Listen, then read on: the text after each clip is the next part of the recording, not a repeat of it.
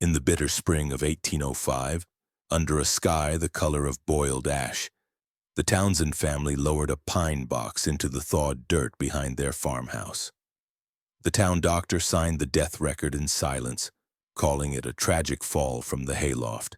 Caleb Townsend, age 15, neck broken, ribs like crushed quills under the skin. The Reverend offered a brief prayer, though his voice trembled strangely at the end, as if caught between duty and disbelief. No neighbors stayed long.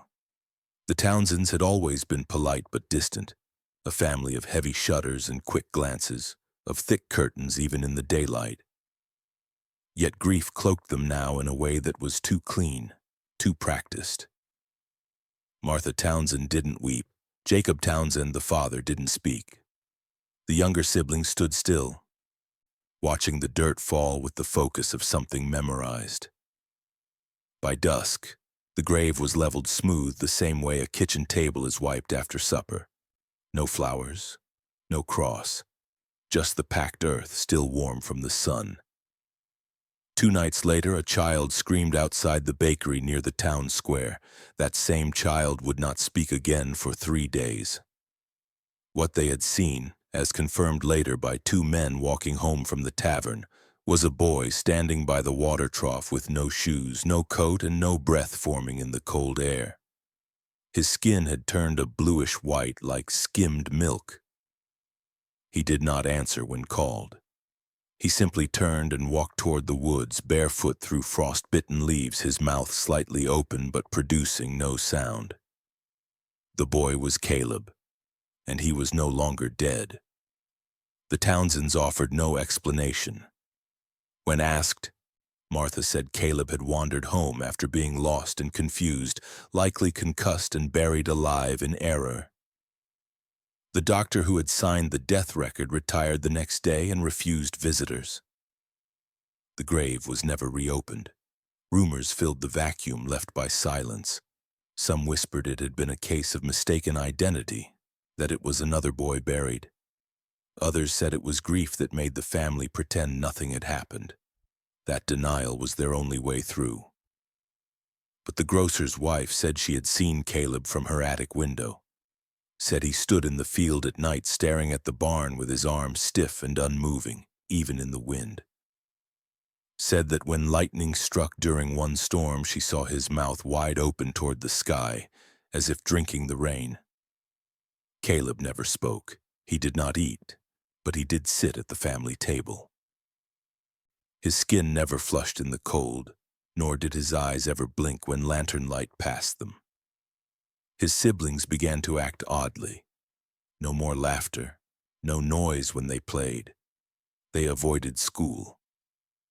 They held hands in silence on the front porch at dusk, staring out as though waiting for something to return. The youngest, little Clara, was seen clutching a doll made of stitched cloth and what looked like hair. One neighbor swore she heard Caleb whispering into the well at midnight, though when they checked, the well was dry. Another found a dead crow nailed behind their door with no note, no signature, just a long human hair wrapped around its beak. The town couldn't agree on what had happened, but they knew something had come back wrong. Caleb's appearance changed slightly each day, his ears thinning, his posture stiffening, his nails darkening like wet bark. But no one dared intervene, not even the Reverend, not even when the school teacher asked to see the burial certificate and was found a week later in her attic, sitting in a chair, her hands clasped around a children's hymn book, her eyes removed and replaced with smoothed river stones. By the time summer came, the townspeople had stopped speaking the name Caleb aloud. They began to cross the street when passing the Townsend farm. At Sunday service, pews were left empty between families, invisible boundaries forming like frost patterns across the chapel. And behind the Townsend home, the grave remained untouched, still flat, still marked by nothing, but now surrounded by a circle of rocks that hadn't been there before. A circle too perfect to be natural, too clean for any child to have arranged. and far too old to have been laid that spring. And so East Haven, like any town that fears too much truth, chose instead to forget. But what they buried wasn't a mistake. It wasn't a lie. It was a warning. And it had come back with no heartbeat, no soul, and no need for forgiveness. The boy came back, but the morning stayed gone.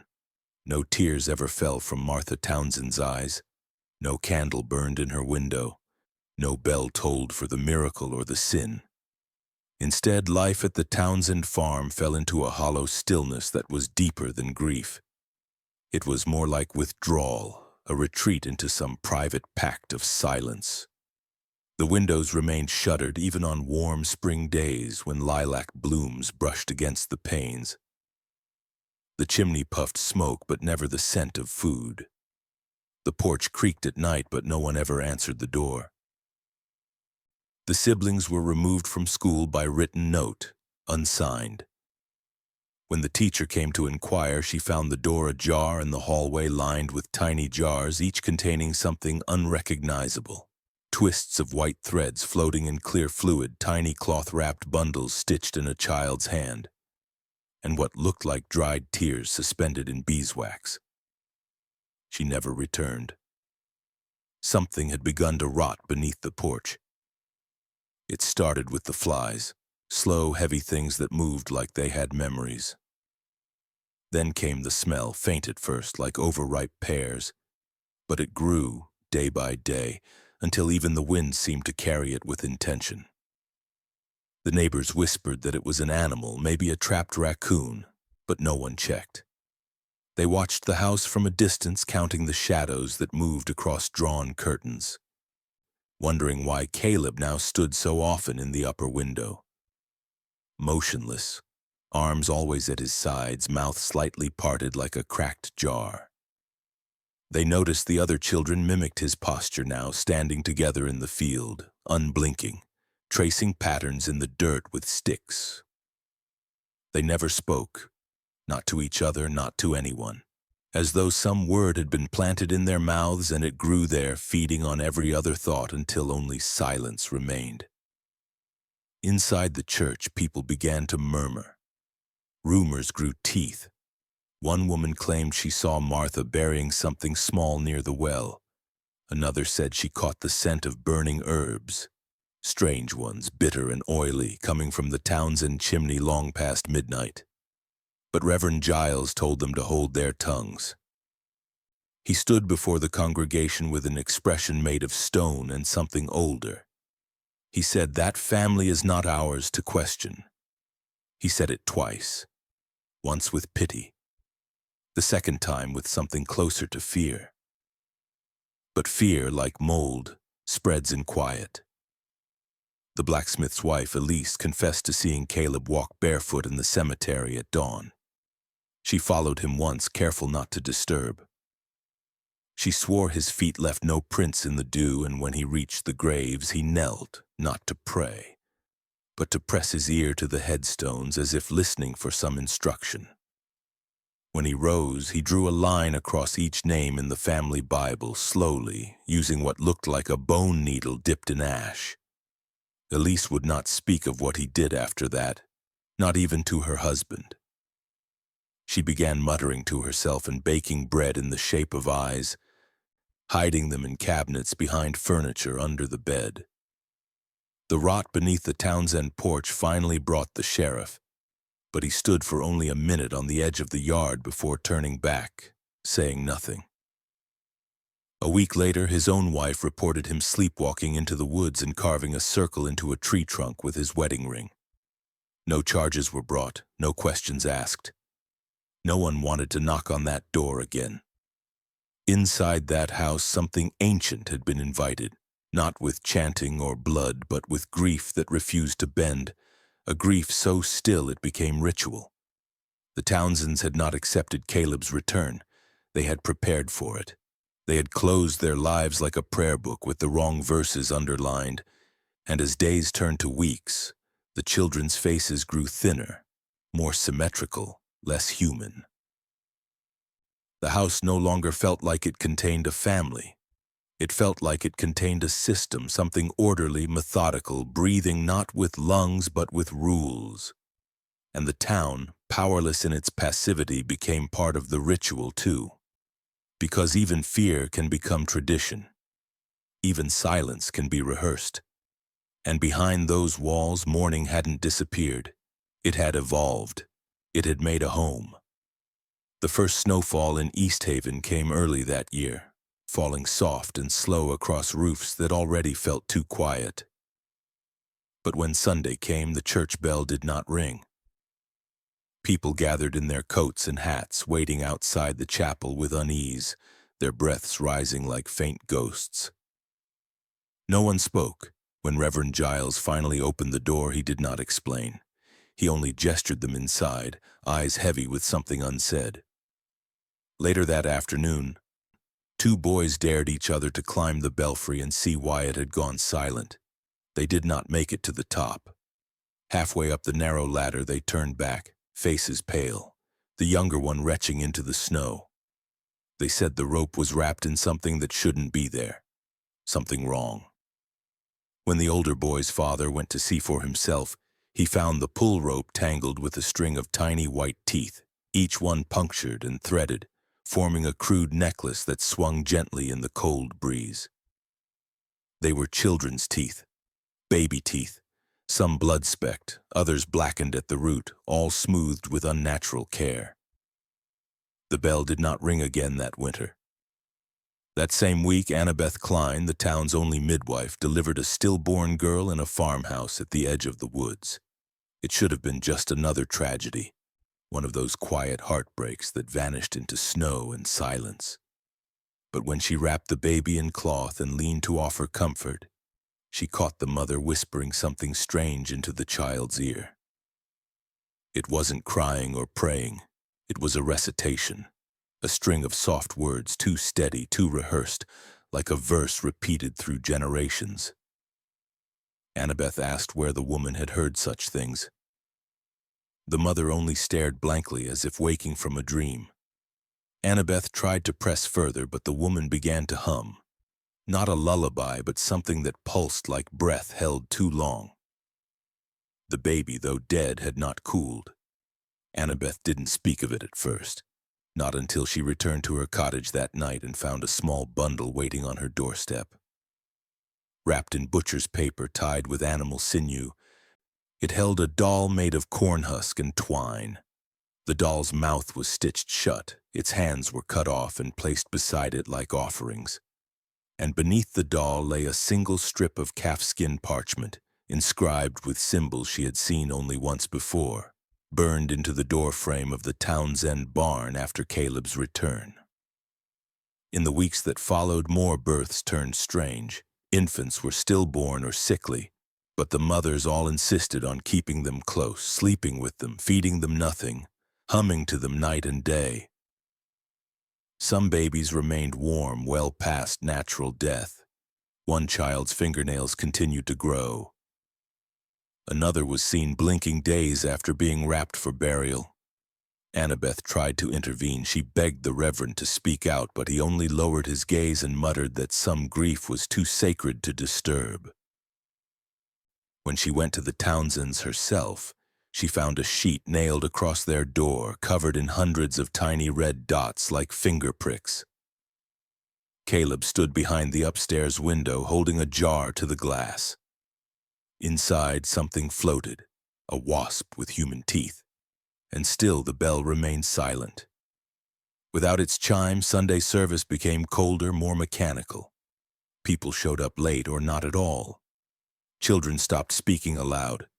One by one, families began hanging mirrors in their barns, placing stones in their chimneys, scratching circles under their bed frames at night. They didn't know what they feared, but they feared. They feared what was being kept alive. They feared what had already died. And they feared the growing truth that in East Haven, death no longer meant departure. It meant waiting. When the first name disappeared from the parish ledger, no one noticed. It was only a child's name, Samuel Cray, 6 years old, pale and prone to fevers. His family assumed it was a clerical mistake. But by the end of that week, he too was gone. His bed was left empty, his coat still hanging by the hearth. The door had remained locked through the night. No footprints in the soil outside. His parents reported it to Reverend Giles, who listened quietly and offered to pray.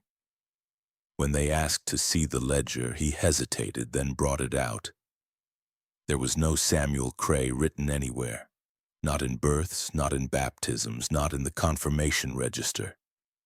His name had been erased as if it had never belonged, but in the space between the lines, faint impressions remained, as if a blade had gently scored his name away without tearing the page. The erasure was elegant, copperplate perfection, inkless but precise. A week later, another name was gone. Jonas Whitlock, age 43, a farmer. He vanished from both the ledger and his own barn. His horse wandered loose through town at dawn, reins dragging, saddle warped as if from fire. His boots were found lined neatly beside his field gate.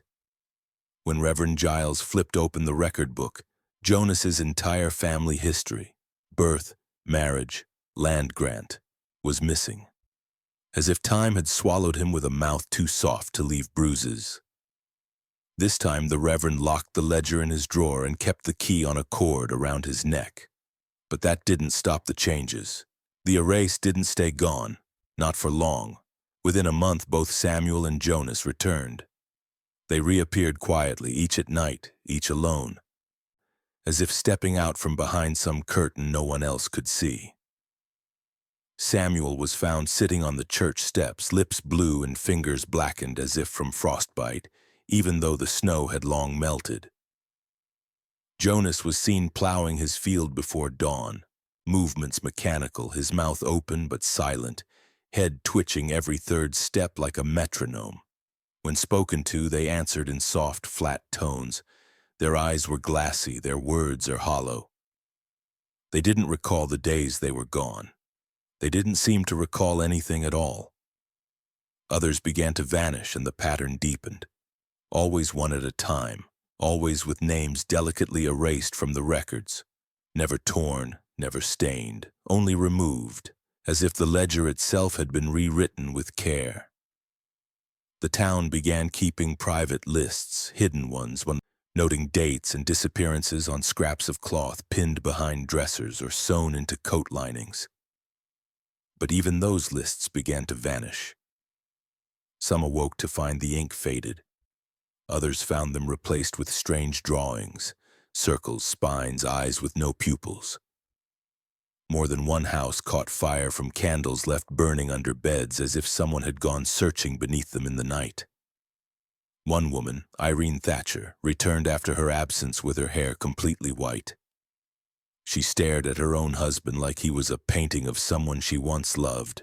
She refused to eat anything but salt, and one night, without warning, she broke into the church and clawed open the drawer that held the ledger. She didn't try to steal it.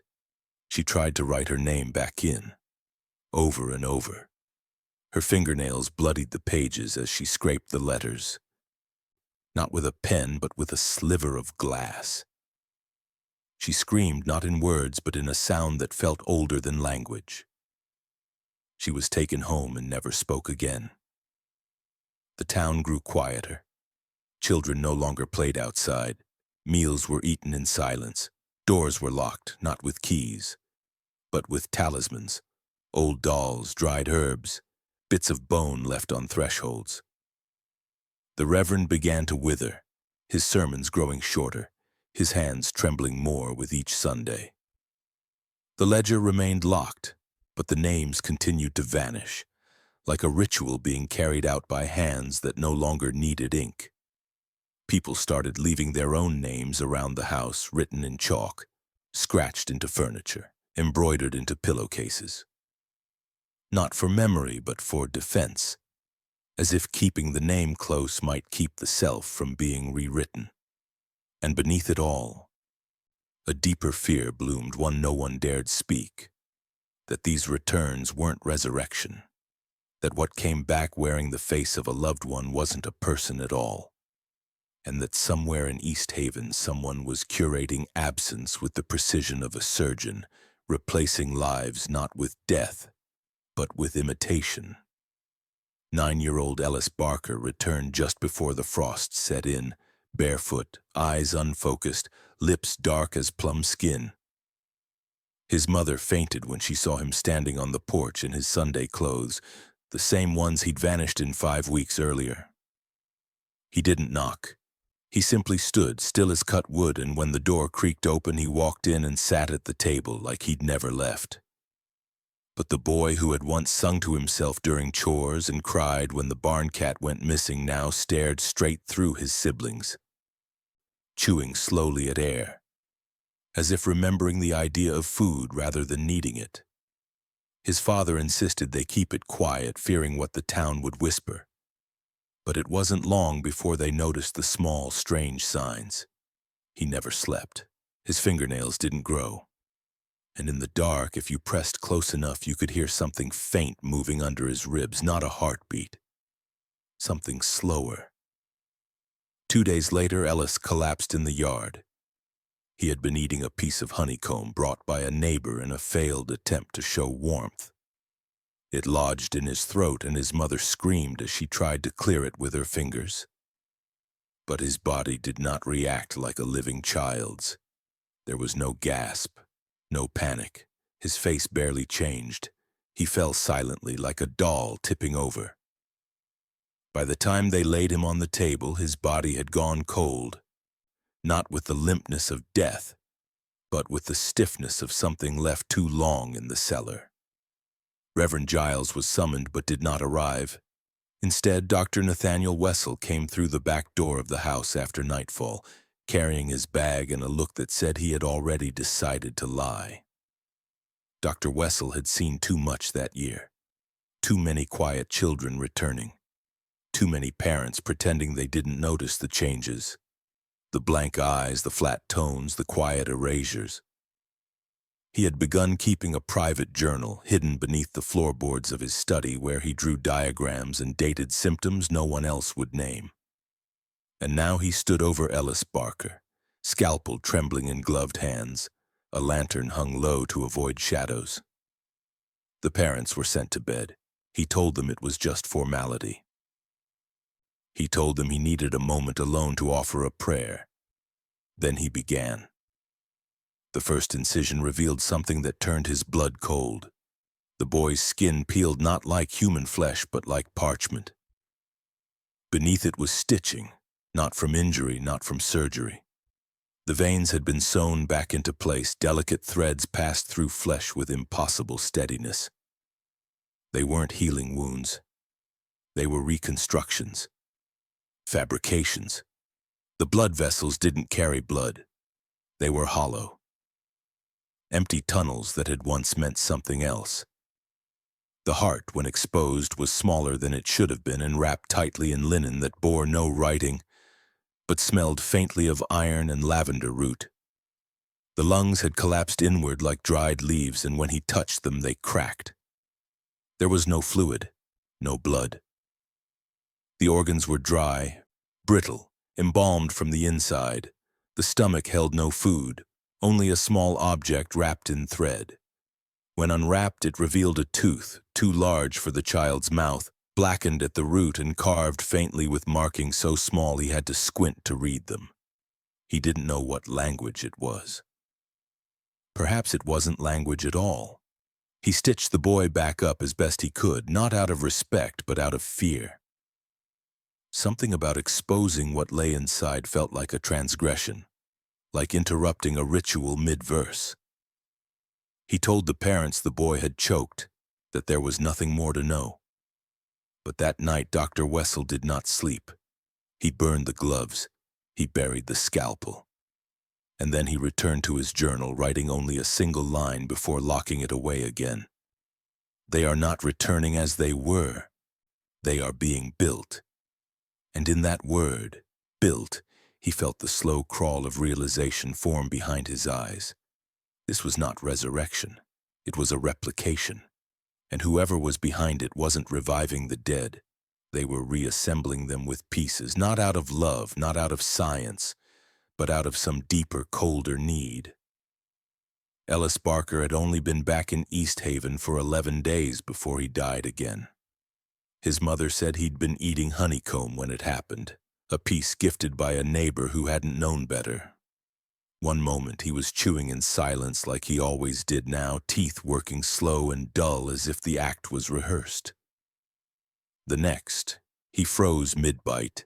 He made no sound, no cough, no panic. He just stopped, lowered himself gently to the floor and lay still, his hands folded like a child practicing stillness. When the doctor arrived, the boy's body was cold, but not newly so. It felt already distant, like something pulled from a forgotten cellar. Dr. Nathaniel Wessel ordered the family to wait outside and locked the door behind him. He told them it was grief he needed to examine, a kind of respectful closure. But what he wanted, what had been gnawing at the back of his mind for weeks, was to know what had come back wearing the shape of Ellis Barker. Dr. Wessel was not a reckless man. For 30 years he had delivered children and set broken bones, buried the dead and eased the dying.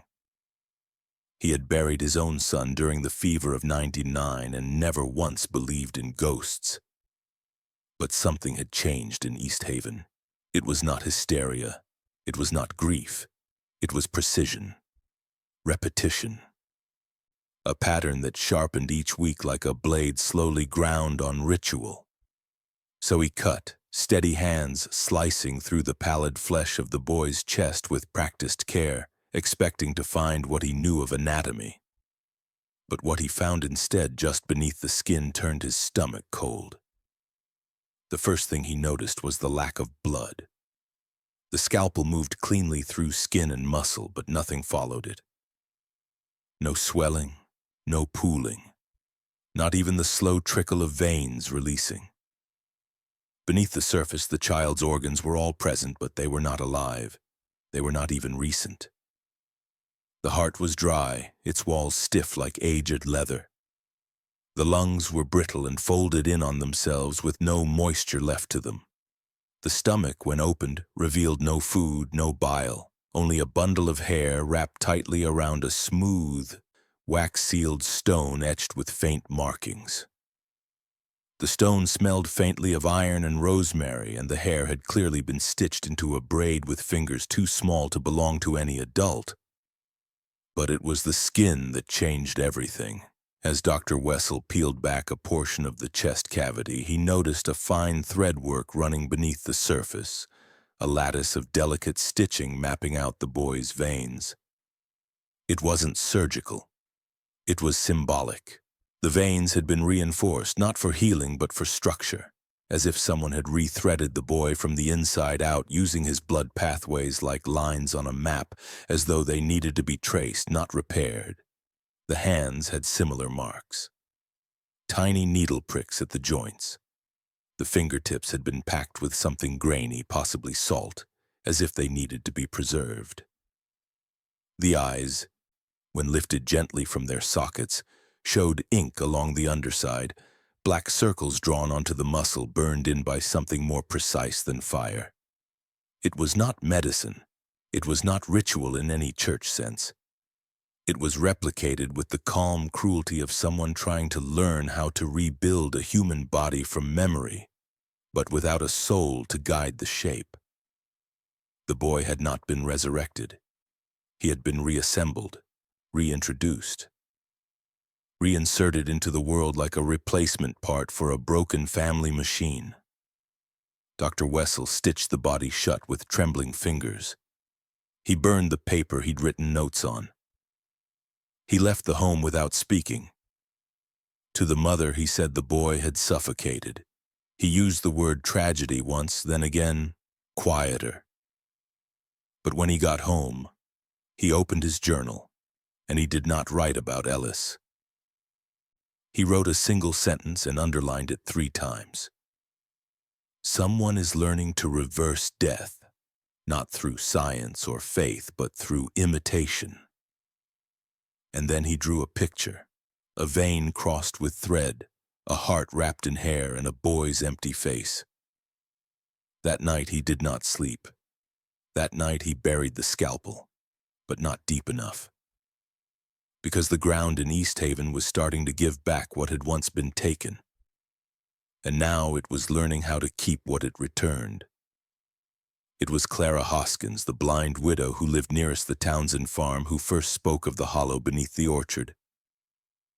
Her memory had begun to fail by then, but not her sense of smell. She said the ground had started breathing, said the earth sighed each time someone went missing. Her family laughed gently and lit another candle by her bed.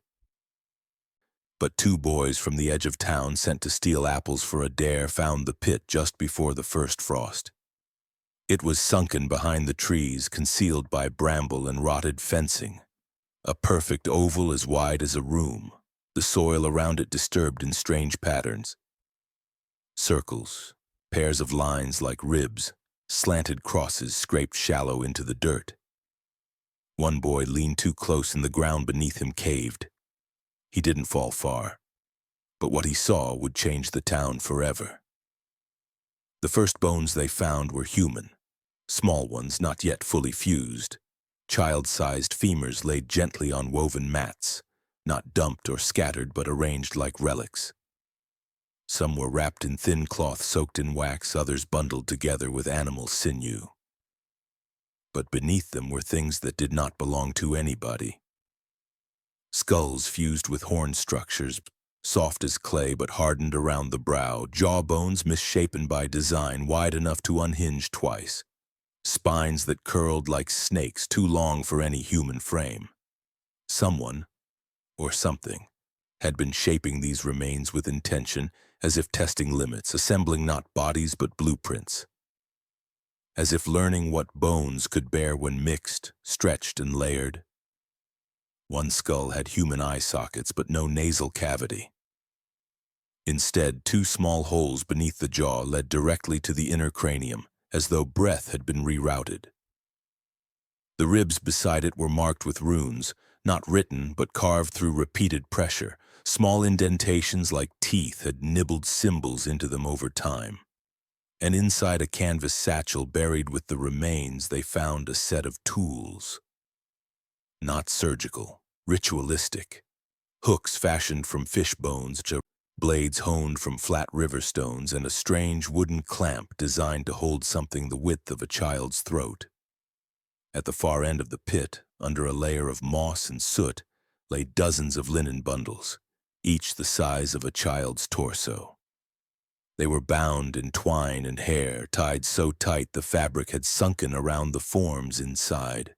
As Dr. Wessel and the town's gravedigger carefully opened the bundles, they found the names.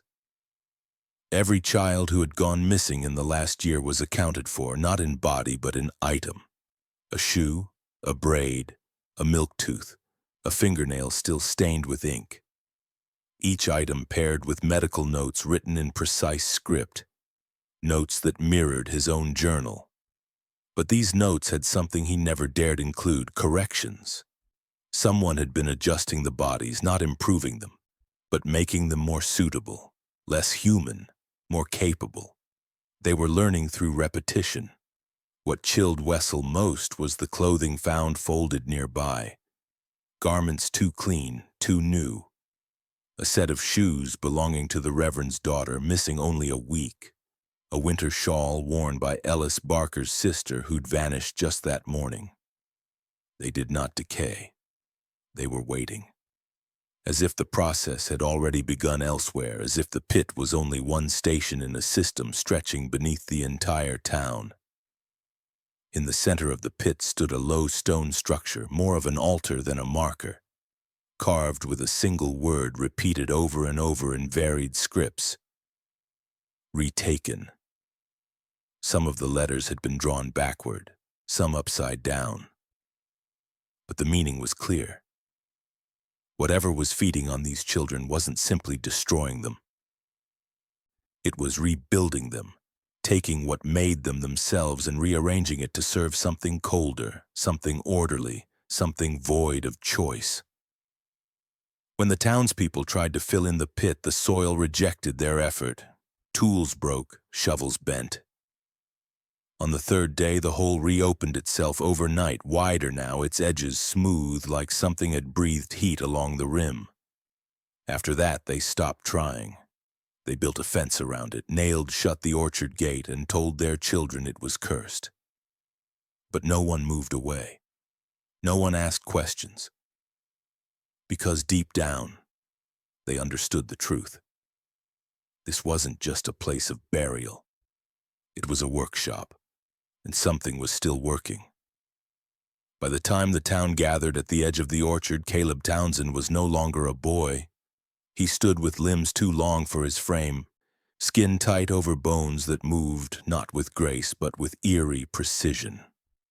His eyes had yellowed into glassy slits, his voice unheard for months, and yet everyone knew he had become the center of it, the still point in a widening spiral of disappearances, rewritings, and returned dead.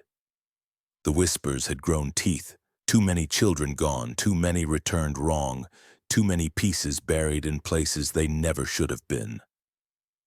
And now, standing barefoot in the frostbitten dirt, Caleb looked less like a child than a container, an artifact that had been filled and refilled, shaped and hollowed, and given purpose by hands no one could name. His family stood behind him without protest, Martha silent, Jacob unmoving, the younger siblings all with blank expressions and strange red rings inked across their necks like unfinished knots. No one tried to stop what came next. They tied Caleb to the post at the center of the orchard, just beside the pit that refused to stay buried. Rope was not enough. Wire was wound through the branches above and cinched around his wrists. No one spoke a sentence. No one read scripture. They had long since lost faith in words. Dr. Wessel lit the torch. The Reverend looked away, and as the flame caught to the hem of Caleb's shirt, the boy did not scream. He did not move. But as the fire climbed his legs, his skin began to slough in layers.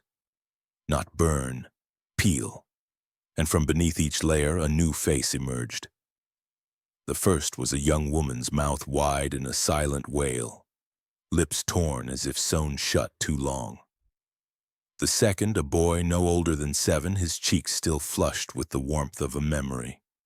Then came a man with hollow eyes, then another, smaller face curled within his neck. Then a child with no nose. Then something inhuman, long-jawed and smiling. Each layer of Caleb that burned gave way to another face, and each face twisted and screamed not in Caleb's voice but in their own. Voices the town recognized. They heard the cries of vanished sons, the sobs of dead daughters, the rasp of the midwife who vanished in spring, the cold muttering of a farmer thought to have drowned. 14 faces peeled from one boy's frame before it ended. 14 voices clawing their way out as flesh turned black and cracked like paper. The townspeople did not move. They stood frozen in the smoke as if bound by the sound of mourning multiplied. It was not justice. It was not vengeance. It was a revelation. Caleb had not returned to them. He had become of them. A vessel carved and filled with the echoes of the town's own sins. And what had made him, what had stitched him back again and again, had known exactly how much their silence could carry. When the fire finally collapsed into ash, there was nobody left, no bones. Only a long, smooth rock at the center of the pile, warm to the touch, marked with 14 tiny lines like tally marks scratched by a child's nail. The orchard stayed silent. The Townsend family walked back to their house without a word, slipping behind the front door as if nothing had happened. No one followed. That night, the townspeople did not sleep. They did not eat. They did not speak of what they had seen. But in the cold hours before dawn, a baby's cry was heard from the direction of the Townsend cellar. A cry, and then a second voice, low, unfamiliar, whispering the name Caleb in a tone not of love but of need. Something had burned, but nothing had ended. 3 days after the fire, Martha Townsend appeared at the edge of East Haven's chapel steps, naked except for dried ink streaking her skin like vines choking a dying tree. Her hair was matted with soot, her ribs pushed against her chest like bones trying to escape. The townsfolk watched in silence as she dropped to her knees, whispering something that sounded too rhythmic to be prayer. Her mouth was cracked and bloody, but her voice, when it rose, was calm. Not pleading, not ashamed, just tired, as if the weight of what she had carried had become heavier than her own name. They did not help her. They did not pull her inside. She wasn't here to be saved. She was here to be heard. She told them her husband had once been a physician in Boston, well regarded for his work in anatomical preservation. His specialty had been in prolonging the function of dead tissue for medical study, what the Academy called retained animation. But when their first child died in his sleep, Jacob Townsend became obsessed with something older than science. He began traveling, first to New York, then to Quebec, then to a monastery in Nova Scotia where monks copied texts forbidden even in Europe.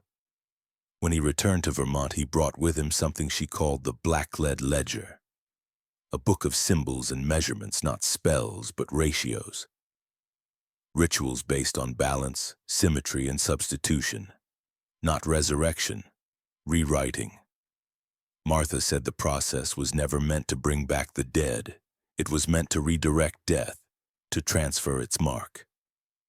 A human life, when buried with precise symbols, could be spared if another living body was buried in place of it. Not murder, exchange. Jacob had tested it first on livestock, then on birds, and when Caleb fell from the loft that winter and stopped breathing, Jacob told her it was time. They selected a child from the town, one with no siblings, no one to notice too loudly, a boy with weak lungs and no mark on the church rolls. They buried him beneath the barn, still breathing, and placed Caleb's body in the shallow grave behind the house.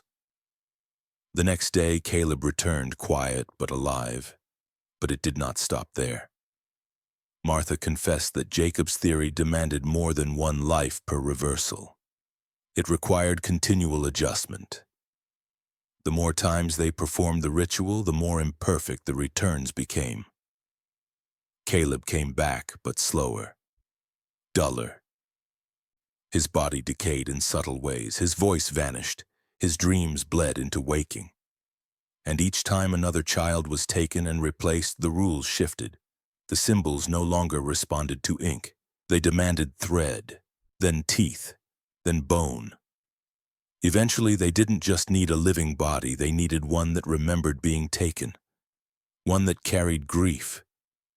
She said the last child they buried had whispered her own name in the dirt, said she almost pulled her out, almost. But Jacob had already begun stitching the next frame. Over time, the line between offering and sacrifice blurred. They began to bury both, the living and the dead together, arranged in mirrored postures, joined by sigils inked in blood and stitched through hair. It became less about saving Caleb and more about maintaining the system, a system that no longer asked permission, that only needed ritual, timing, symmetry. The bodies were no longer chosen, they were claimed. Jacob no longer slept. He walked in circles through the orchard, humming through his teeth, bleeding from the ears, muttering about how death was just a direction, not a destination. And Martha, in her confession, admitted she stopped understanding what he was doing. She only knew that East Haven had already been turned into a ledger, that the town had become a living record of failed exchanges. She fell silent after that. One by one, the townspeople turned away. Some cried, some trembled. No one touched her. Not because they hated her, but because they feared she was still part of it. Still marked, still bound to a language no one wanted to learn. That night, someone washed the ink from her skin, someone fed her soup. But no one asked her where Jacob had gone, because by then the town understood. He hadn't left. He had simply moved beneath. The Townsend farmhouse was raised in silence. No ceremony, no prayers. The town gave no speeches, no markers, no final claims of justice. Just fire and the sharp crack of timber falling in on itself. It was meant to be the end. A cleansing, some said.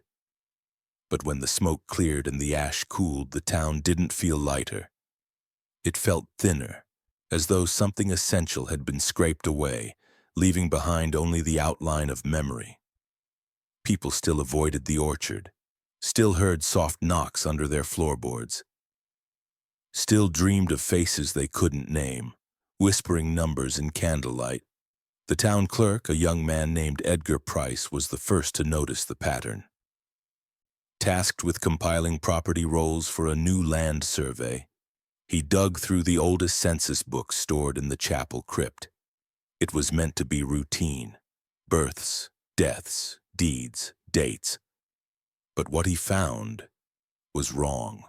Names repeated across decades, not in family lines, but as identical entries born of identical parents on identical dates. One of them was his own uncle, listed as having died in 1793, and again in 1799, and then again in 1804, all under the same name, all with no notes of burial. In another book, a boy named Calvin Mercer appeared twice, both times aged 12, both times recorded as drowned. One entry crossed out in thick black ink. The other is written over it in copperplate, cleaner than the rest. Edgar showed the books to the magistrate. Together they compiled a list of the duplicated dead. There were 42 names. Some had passed in fire, some in sickness, others simply disappeared. But each one had been declared dead more than once, and each had at some point been marked again as living. The handwriting was too uniform. The paper is too clean. Someone had been maintaining the record as if tracking livestock, not generations, inventory. What unsettled them most was not the duplication, but the timing.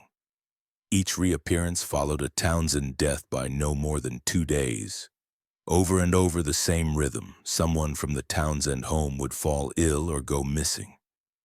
Then shortly after, a name would reappear in the town books. Never explained, never discussed. Just reinserted, like nothing had happened, like the town itself was correcting for an imbalance. One woman whose daughter had vanished the year prior demanded to see the books. She scanned every page until she found her child's name, written once in the birth column, once in the deaths, and then again, softly penciled at the bottom of the page beneath a false name. The girl had never returned, but someone had tried to write her back in, as if the act alone was enough to summon her. The Reverend, now thin as a shadow, confessed that he had stopped writing the church records himself 3 years earlier. Pages had begun appearing on his desk already filled in. He believed they were brought by the wind at first or left by parishioners, but some mornings the ink was still wet. Once he claimed to have found a page signed not by a person but by a symbol, a shape that looked like a child's drawing of a spine unraveling. And then it began to happen in real time. A man named Elias Ward was found dead in his barn, neck snapped, eyes threaded shut. The body was buried. A week later, he returned to his seat in the chapel, clean-shaven, silent, and cold to the touch. When the new census was printed, his name was already there, listed without error. The print job had been done before he'd returned. The ink did not match the rest. It had been added separately. The people of East Haven stopped asking questions, not out of apathy, but out of terror. The town records were no longer recorded. They were instructions. The books had become living blueprints, rewritten, erased, and corrected by something that understood resurrection not as miracle but as bureaucracy. East Haven had become a system. The names within it weren't just lives, they were parts. And someone Something had been editing. It was the sound of the backhoe stalling that brought the workers in. A routine construction job at the edge of the old orchard, now long forgotten under gravel and power lines, had turned into something else. The site was meant to become East Haven's new memorial plaza, a tidy space for benches, flower beds, and a bronze plaque honoring the town's resilient heritage. But just beneath the surface, where the earth had long stopped shifting, they found it. A coffin, not wooden, not metal, something softer, something porous. It crumbled at the corners when they touched it, wet as if pulled from water, though the ground was dry. One worker peeled back a layer and vomited. Another screamed. The foreman would later describe it not as a burial but as a sealed message written in rot. Inside the box were no bones. Nobody. Instead, there were layers of wet paper, hundreds of pages fused together with blood and wax, each one covered in a tight script too fine to be handwritten, as if etched by needlepoint.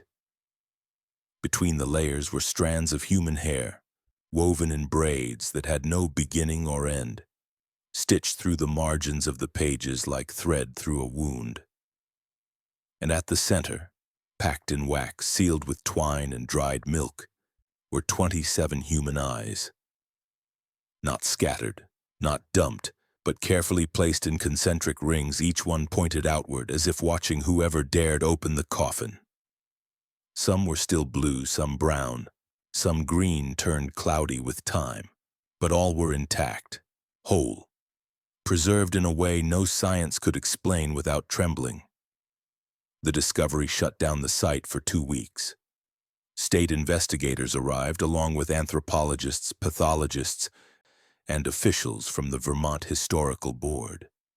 At first, the theory was cultic, some turn-of-the-century fringe burial, maybe a forgotten offshoot of the Shakers or a private family rite.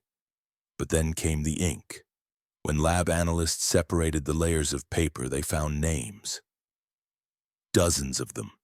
The same names that had appeared and disappeared in East Haven censuses for over a century. The same ones Dr. Wessel had documented in his forbidden journal. The same ones the town clerk, long dead now, had once traced in trembling graphite before locking his ledgers in iron boxes. And in between the names were diagrams. Human figures are redrawn with strange proportions. Nerves rerouted, arteries folded, brains shown with no skulls, organs laid in spiral patterns. There were margin notes marked in a code no linguist could break, except for one recurring phrase. Stamped again and again along the page edges, taken once, taken again, returned, remade. The story went public. A new law passed across Vermont within months, banning all unregulated death rites. Every private cemetery was audited. Funeral homes required third-party verification for interments. The law, quietly nicknamed the East Haven Clause, made it illegal to alter a body post-mortem without state supervision. But by then, no one wanted to be buried in East Haven anymore. The last church closed in 1986. The town's population dipped below 200 by the early 2000s. Real estate agents refused to list properties on Orchard Hill. A few homes remained silent, shuttered, passed down by families who no longer answered letters. And yet, every spring, someone still placed a circle of river stones at the foot of where the Townsend farmhouse had once stood. What remains now is a bronze plaque, installed by the state, polished once a year. It reads simply, East Haven, the town that loved too long. No mention of the Townsends, no mention of the eyes, no mention of the pit that wouldn't stay buried. Just love, just memory, just the most dangerous kind of forgetting. The Townsend story has since become medical folklore. Case studies in psychiatric journals reference transference psychosis modeled after Jacob Townsend's obsession. Forensic pathologists cite the East Haven files when training in post-mortem preservation anomalies. None dare call it supernatural. None dare call it murder. Instead, they wrap it in words like grief-induced delusion, communal trauma, ritual substitution.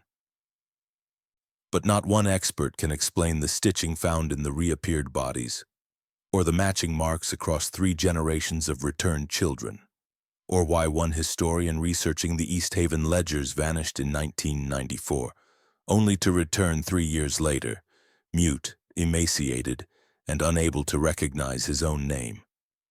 And so the legacy lives quietly, in textbooks, in footnotes, in whispers. In the small museum that now houses the stitched hair displayed behind 3 inches of glass next to a warning sign that reads, "No photography, no prayers, no names spoken aloud." Because the truth is harder to name than to bury. The line between resurrection and erasure, between love and control, is thinner than anyone wants to believe. The Townsends did not begin with evil. They began with loss, with the trembling need to undo what had been taken. But grief, when ritualized, becomes something else. Something precise. Something patient. Something willing to unmake others in the name of holding on. And so we ask you now, what do you think? Was this madness? Science, or something far older hiding behind a family's sorrow? Could a town like East Haven exist again, in silence? Or has it already returned, rebuilt not from soil but from memory? Look closer. The dead are still being counted, but someone else may be doing the writing.